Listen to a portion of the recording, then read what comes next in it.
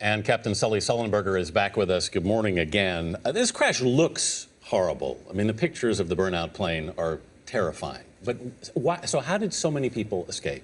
You know, public perception has not caught up with the advances we've made in aviation safety for 20 or 30 years. People just don't know how many things we've done that in aggregate add up to make a huge difference. You know, stronger passenger seats to protect you in a crash, better materials that are not going to be as flammable or create many toxic fumes, better firefighting techniques. Many things that together mean that most crashes are very survivable. So if there's a takeaway, it's probably this. For those who think that there's no reason to pay attention to the safety briefing card or listen to the demonstration because we're all going to perish anyway, that's simply not true. That's wrong. So when you get on an airplane, the best thing you can do is to learn where the exits are, how they operate, count the number of rows, those kinds of things. You have the power to save your life, and it works. It was incredible to see these pictures from inside the plane that were tweeted out by the NTSB yesterday. So what can the average passenger learn from this?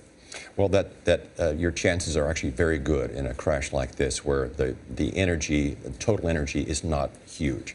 It's in a landing configuration. You're close to the ground. You're going relatively slowly.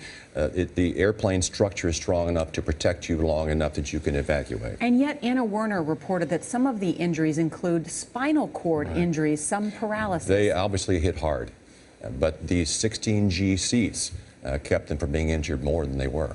I mean, I had personal experience with this. I was on a Sabina flight in 1998 where the landing gear snapped off on touchdown, flew back, knocked the tail off, and we went down the runway on the right engine.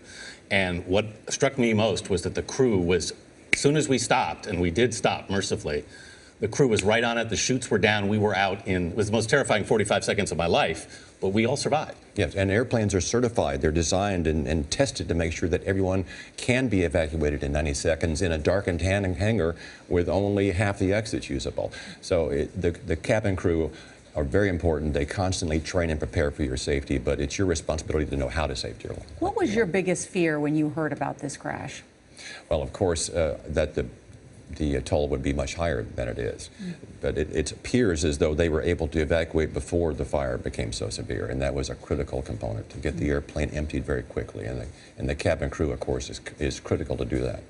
One thing I read about was that under the seats now there is material that essentially deflects heat. Is that correct? Yes. Every part of the airplane has been made stronger and safer.